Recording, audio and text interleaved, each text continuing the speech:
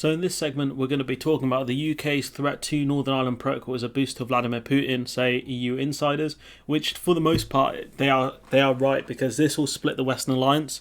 There was an article I covered a few months ago which called Northern Ireland a tumour, blah blah. It's rubbish. It's not a very good article, but it shows you how important Northern Ireland is to the Western Alliance, i.e. the EU, because of the Northern Ireland Protocol and for not to create a hole in the single market, for Ireland, which, of course doesn't want to see a return to the Troubles, and of course the Americans, who don't want to have a strong relationship with Ireland. Let's not forget that, the Americans. And of course, Europe played a major part in getting the Good Friday Agreement.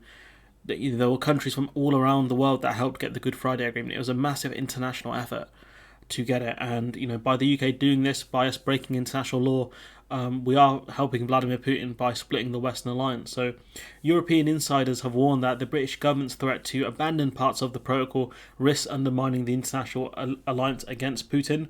Officials in Brussels were flabbergasted at the timing of an intervention from the Foreign Secretary, who issued a statement on Tuesday night saying she would not shy away from taking unilateral action on the protocol. And, I asked this question in a previous video, I'll ask it again. What happens if there are negotiations between Ukraine and Russia? There is an agreement made, right?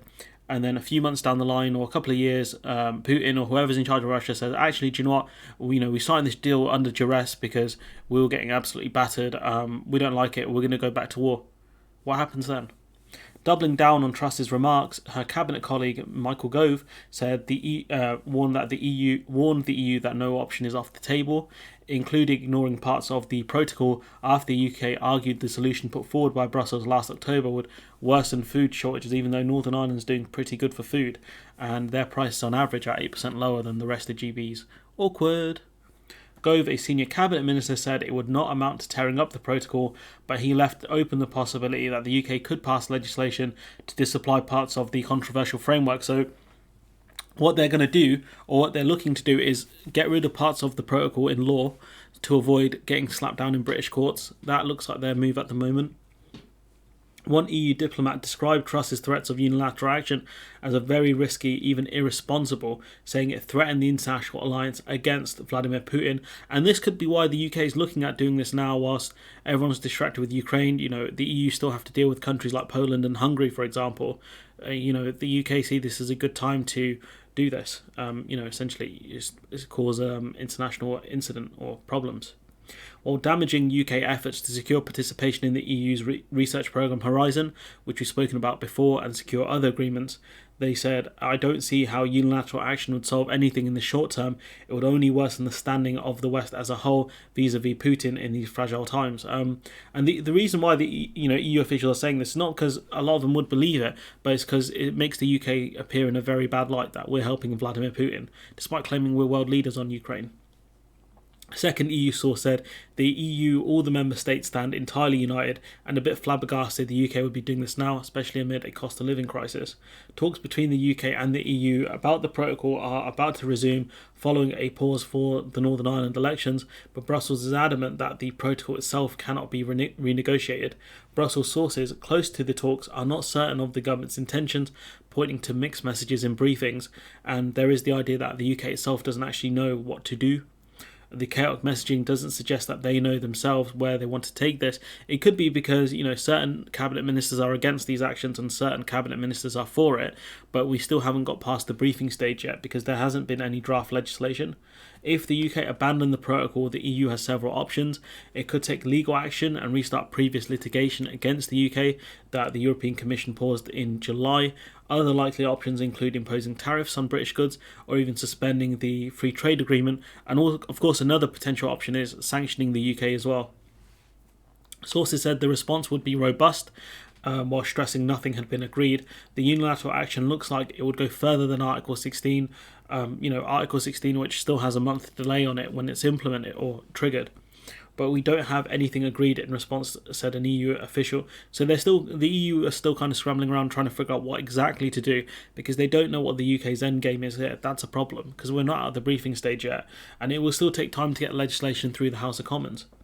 Donaldson, the DUP leader, raised the stakes on Wednesday by saying his party may paralyse not only the executive at Stormont, but also the Assembly. That, we've covered a story, or part of a story, where the DUP are saying they can keep Stormont closed until December.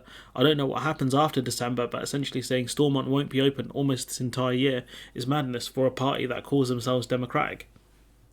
It's been widely assumed the DUP would back the nomination of an Assembly Speaker on Friday, but they're not going to, and that will keep Stormont closed. We've previously covered that as well. Donaldson told the BBC the party may block even this limited role of Stormont. We will need to make a decision.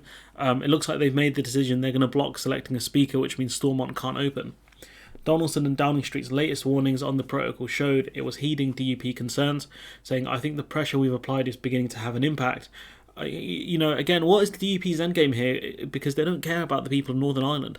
By scrapping the protocol, what do you think that's going to do at that point? Where do you put the trade border? The DUP also confirmed he would not take his Stormont Assembly seat and would remain in Westminster as an MP unless the protocol was changed. A ban on double jobbing obliged him to choose. Double jobbing sounds hilarious, but it just means like being an MLA and an MP. Donaldson's decision was viewed as an indication that he expected no swift resolution to the Stormont deadlock. That's why he'd rather be in Parliament, so he can cause more trouble there.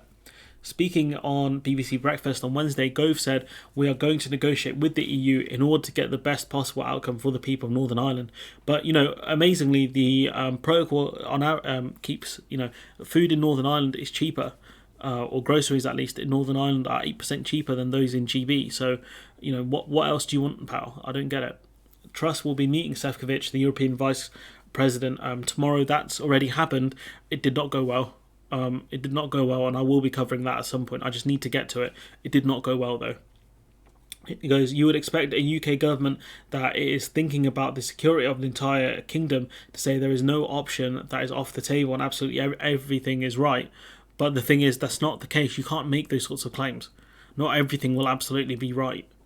It comes after Truss criticised proposals put forward by the EU last October for failing to properly address the real issues affecting Northern Ireland. Like what, though? Because their food is cheaper on average. Let me see if I can find the article. The Cantor report that Ian Paisley cited, was later published and showed on average consumers here pay 8% less for groceries than those in Britain. So what more do you want? I don't get it. I'm genuinely flabbergasted. What more do they want at this point? Because they can keep, they're so desperate to be part of the union. Why not just move here at this point? I don't get it. But anyways, look, I'm going to leave it there.